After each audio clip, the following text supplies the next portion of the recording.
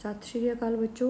ਆਪਾਂ ਕਲਾਸ ਜਮਾਤ 10ਵੀਂ ਦੀ ਸਾਹਿਤ ਸੁਗੰਧੀਆਂ ਦੀ ਕਿਤਾਬ ਵਿੱਚੋਂ ਭਾਗ ਤੀਜਾ ਕਹਾਣੀ ਕਰਾਂਗੇ। ਕਹਾਣੀ ਵਿੱਚ ਪਹਿਲੀ ਕਹਾਣੀ ਹੈ ਪੋਤਾ ਪੰਥੀ। ਉਸ ਦੇ ਲੇਖਕ ਹਨ ਗੁਰਬਖਸ਼ ਸਿੰਘ ਪ੍ਰੀਤਲੜੀ।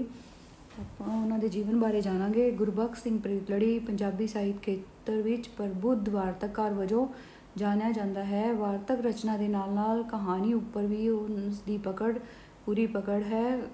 ਗੁਰਬਖਸ਼ ਸਿੰਘ ਪ੍ਰੀਤਲੜੀ ਦਾ ਜਨਮ 1895 ਵਿੱਚ ਸਰਦਾਰ ਪਿਸ਼ੌਰਾ ਸਿੰਘ ਦੇ ਘਰ ਸਿਆਲਕੋਟ ਵਿੱਚ ਹੋਇਆ। ਉਸ ਨੇ ਇੰਜੀਨੀਅਰਿੰਗ ਦੀ ਪੜ੍ਹਾਈ ਵਿੱਚੋਂ ਅਮਰੀਕਾ ਦਾ ਰਾਹ ਚੁਣਿਆ ਅਤੇ ਉਸ ਦੀ ਕਹਾਣੀ ਕਲਾ ਦੀ ਸਭ ਤੋਂ ਵੱਡੀ ਖੂਬੀ ਇਹ ਹੈ ਕਿ ਕਹਾਣੀ ਪਾਠਕ ਨੂੰ ਆਪਣੇ ਨਾਲ ਜੋੜਨ ਦੀ ਪੂਰੀ ਸਮਰੱਥਾ ਰੱਖਦੀ ਹੈ।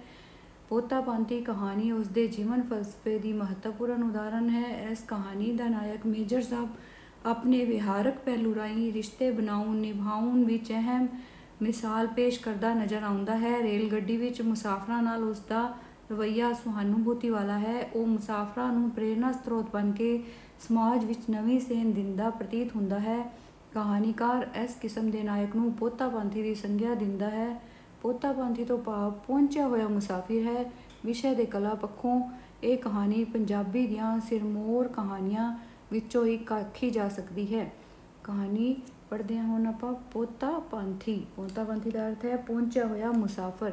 ਅੰਮ੍ਰਿਤਸਰੋਂ ਲੁਧਿਆਣਾ ਵੱਲ ਗੱਡੀ ਆ ਰਹੀ ਸੀ। ਤੀਸਰੇ ਦਰਜੇ ਖਚਾਖਚ ਭਰੇ ਹੋਏ ਸਨ। ਸਾਰੀ ਗੱਡੀ ਭੁਆ ਕੇ ਇੱਕ ਭਾਰਾ ਜਿਹਾ ਸੱਜਣ ਇੱਕ ਡੱਬੇ ਅੱਗੇ ਆ ਖੜੋਤਾ ਤੇ ਮਿੰਨਤਾਂ ਕੀਤੀਆਂ, ਪਰ ਅੰਦਰਲਿਆਂ ਨੇ ਝੜਿਆ ਕੋਈ ਥਾਂ ਨਹੀਂ।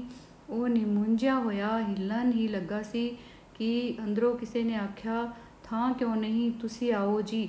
ਇਹ ਕੋਈ ਫੌਜੀ ਵਰਦੀ ਵਿੱਚ ਸਨ ਤੇ ਇਹਨਾਂ ਨਾਲ ਦੋ ਸਿਪਾਹੀ। ਇਹਨਾਂ ਨੂੰ ਮੇਜਰ ਸਾਹਿਬ ਆਖਦੇ ਸਨ। ਬਾਹਰਲਾ ਸੱਜਣ ਅੰਦਰ ਧੁੱਸ ਕੇ ਇਹਨਾਂ ਦੇ ਕੋਲ ਜਾ ਖੜੋਤਾ। 1-2 ਮਿੰਟ ਬਾਅਦ ਉਹਨਾਂ ਆਖਿਆ, ਉਸ ਆਖਰੀ ਸੀਟ 'ਤੇ ਬੈਠੇ ਆਦਮੀ ਨੇ ਅਗਲੇ ਸਟੇਸ਼ਨ 'ਤੇ ਉਤਰ ਜਾਣਾ ਹੈ। ਤੁਸੀਂ ਕਿਸੇ ਤਰ੍ਹਾਂ ਉੱਥੇ ਪਹੁੰਚ ਜਾਓ। ਪਹੁੰਚਣਾ ਹੀ ਮੁਸ਼ਕਿਲ ਹੈ। ਉਸ ਆਖਿਆ, ਵੇਖੋ ਮੈਂ ਤੁਹਾਨੂੰ ਕਿਸ ਤਰ੍ਹਾਂ ਪਹੁੰਚਾਉਂਦਾ ਹਾਂ। ਤੇ ਉਹਨਾਂ ਆਪਣਾ ਪਾਸਾ ਜਰਾ ਕੁ ਚੁੱਕ ਕੇ ਉਸ ਨੂੰ ਬੰਚਾਂ ਦੀਆਂ ਵਿਚਕਾਰਲੀਆਂ ਢੋਅ ਉੱਤੇ ਖੜ੍ਹਾ ਕਰ ਦਿੱਤਾ।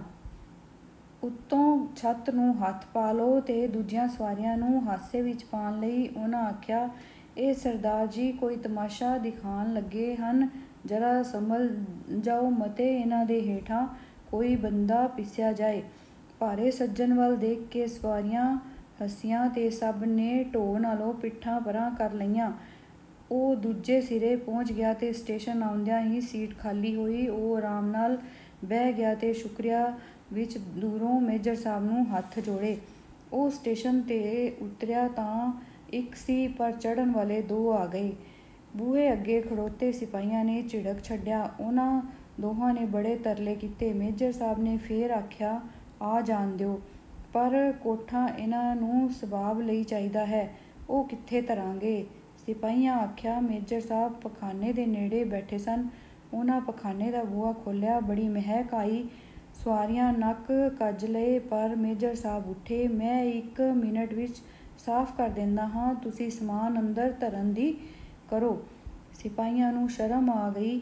ਇੱਕ ਸਿਪਾਹੀ ਪਖਾਨੇ ਵਿੱਚ ਗਿਆ। ਦੂਜੇ ਨੇ ਅਸਬਾਬ ਨੂੰ ਹੱਥ ਪੁਆਇਆ। ਪਖਾਨਾ ਸਾਫ਼ ਹੁੰਦਾ ਰਿਹਾ। ਮੇਜਰ ਸਾਹਿਬ ਹੱਸਦੇ ਰਹੇ। ਭਾਈ, ਮੈਂ ਤੁਹਾਥੋਂ ਪਹਿਲਾਂ ਧਰਮਰਾਜ ਕੋਲ ਜਾਣਾ ਏ। ਮੈਂ ਉਹਨਾਂ ਨੂੰ ਦੱਸਾਂਗਾ ਬੰਤਾ ਸਿੰਘ ਨੇ ਕਿਹੋ ਜਿਹੀ ਸਫਾਈ ਕੀਤੀ ਸੀ।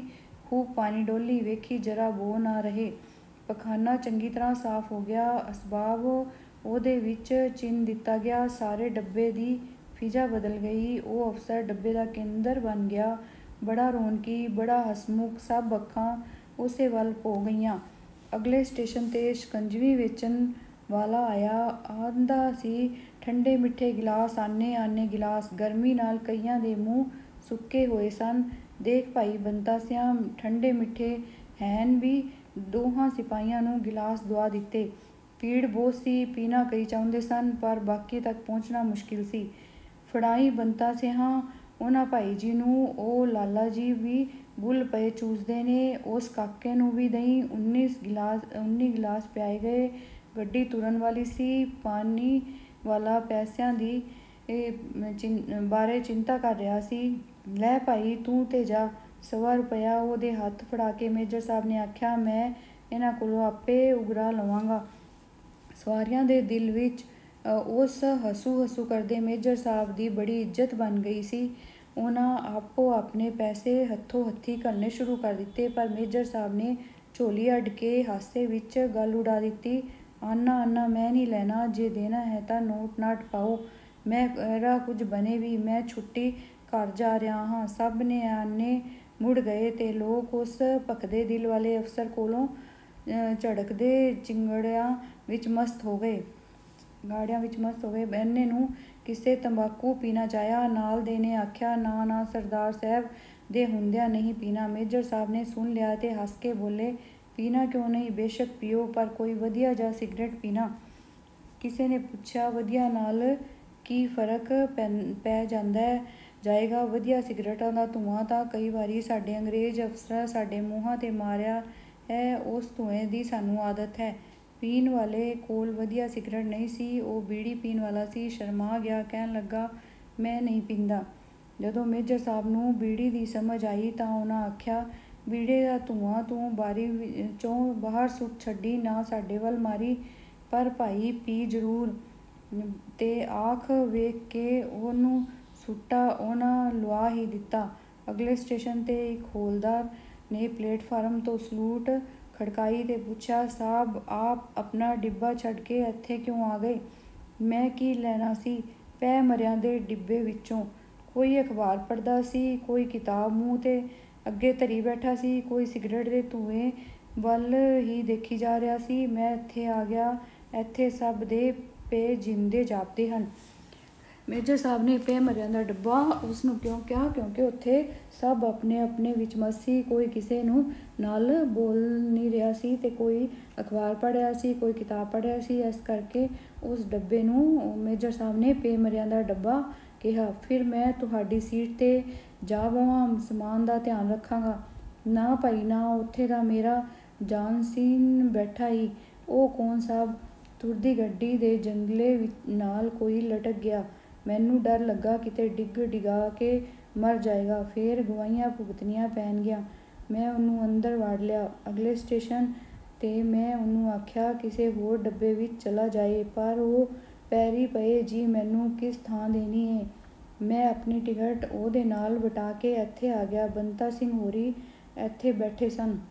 ਸੁਣ ਕੇ ਸਵਾਰੀਆਂ ਦੰਗ ਰਹਿ ਗਈਆਂ, ਪਰ ਉਸ ਭਲੇ ਸਰਦਾਰ ਨੇ ਕਿਸੇ ਨੂੰ ਆਪਣੀ ਤਾਰੀਫ ਨਾ ਕਰਨ ਦਿੱਤੀ।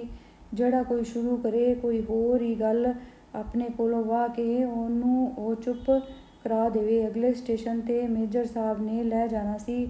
ਉਹਨਾਂ ਕੋਲੋਂ ਨਾਲ ਦੀਆਂ ਨੇ ਨਾ ਪਤਾ ਪੁੱਛਿਆ। ਉਹ ਸਿਪਾਹੀਆਂ ਨਾਲ ਆਪਣਾ ਅਸਬਾਬ ਇਕੱਠਾ ਕਰਾਉਣ ਲੱਗ ਪਏ। ਸਬਾਬ ਦਾ ਯੁੱਧ ਮੁਕਾ ਲਈਏ, ਫੇਰ ਮੈਂ ਤੁਹਾਨੂੰ ਆਪਣਾ ਸਾਰਾ ਪਤਾ ਲਿਖ ਦਿਆਂਗਾ। ਸਟੇਸ਼ਨ ਆਇਆ। ਕੁਲੀਆਂ ਤੇ ਸਵਾਰੀਆਂ ਦਾ ਰੌਲਾ ਪੈ ਗਿਆ ਤੇ ਮੇਜਰ ਸਾਹਿਬ ਸਭ ਨੂੰ ਹੱਥ ਜੋੜਦੇ ਤੇ ਕਹਿੰਦੇ ਕਾਹਲੀ ਗੱਡੀਓਂ ਹੇਠਾਂ ਉਤਰ ਗਏ। ਮੈਂ ਆਪਣਾ ਨਿੱਕ ਸੁੱਖ ਵੀ ਪੈ ਮਰਿਆਂ ਦੇ ਡੱਬੇ 'ਚੋਂ ਕਰਨਾ ਏ। ਐਤਕੀ ਮਾਫ਼ ਦੇ ਦਿਓ, ਜੇ ਫੇਰ ਇਹੋ ਜਿਹਾ ਮੌਕਾ ਮਿਲਿਆ ਤਾਂ ਪੂਰਾ ਪਤਾ ਨੋਟ ਕਰਾ ਦਿਆਂਗਾ। ਉਹ ਗਏ ਸਾਰੇ ਡੱਬੇ 'ਚੋਂ ਰੂਹ ਨਿਕਲ ਗਈ। ਡੱਬਾ ਭਾਂ ਕਰਨ ਲੱਗ ਪਿਆ। ਡੱਬੇ ਵਿੱਚੋਂ ਰੂਹ ਕਿਵੇਂ ਨਿਕਲ ਗਈ? ਜਦੋਂ ਮੇਜਰ ਸਾਹਿਬ ਚਲੇ ਗਏ ਤਾਂ ਡੱਬੇ ਵਿੱਚੋਂ ਰੂਹ ਨਿਕਲ ਗਈ। ਹੁਣ ਆਪਾਂ ਅਭਿਆਸ ਦੇ ਪ੍ਰਸ਼ਨ ਕਰਾਂਗੇ। ਅਭਿਆਸ ਦੇ ਪ੍ਰਸ਼ਨ। ਪਹਿਲਾ ਪ੍ਰਸ਼ਨ, ਗੱਡੀ ਵਿੱਚ ਚੜ੍ਹੇ ਭਾਰੇ ਸੱਜਣ ਨੂੰ ਬੈਠਣ ਲਈ ਸੀਟ ਕਿਵੇਂ ਮਿਲੀ? ਦੂਜਾ ਪ੍ਰਸ਼ਨ, ਮੇਜਰ ਸਾਹਿਬ ਰੇਲ ਗੱਡੀ ਦੇ ਡੱਬੇ ਦਾ ਕੇਂਦਰ ਬਿੰਦੂ ਕਿਵੇਂ ਬਣੇ? ਤੀਜਾ, ਸ਼ਿਕੰਜਵੀ ਵਾਲਾ ਪੈਸਾ ਦੀ ਚਿੰਤਾ ਕਿਉਂ ਕਰ ਰਿਹਾ ਸੀ? ਚੌਥਾ, ਮੇਜਰ ਸਾਹਿਬ ਪੈ ਮਰਿਆਂ ਦਾ ਡੱਬਾ ਕਿਉਂ ਕਹਿੰਦਾ ਹੈ? ਪੰਜਵਾਂ, ਕਹਾਣੀ ਪੋਤਾ ਪਾਂਥੀ ਦਾ ਸਾਰ ਆਪਣੇ ਸ਼ਬਦਾਂ ਵਿੱਚ ਲਿਖੋ। ਇਹਨਾਂ ਅਭਿਆਸ ਦੇ ਪ੍ਰਸ਼ਨਾਂ ਨੂੰ ਵਰਕਸ਼ੀਟ 'ਤੇ ਕਾਰਿਆ ਪੱਤਰਕ 'ਤੇ ਕਾਪੀ ਵਿੱਚ ਲਿਖ ਨੋਟ ਕਰਨਾ ਹੈ ਤੇ ਯਾਦ ਕਰਨਾ ਹੈ। ਧੰਨਵਾਦ ਬੱਚੋ।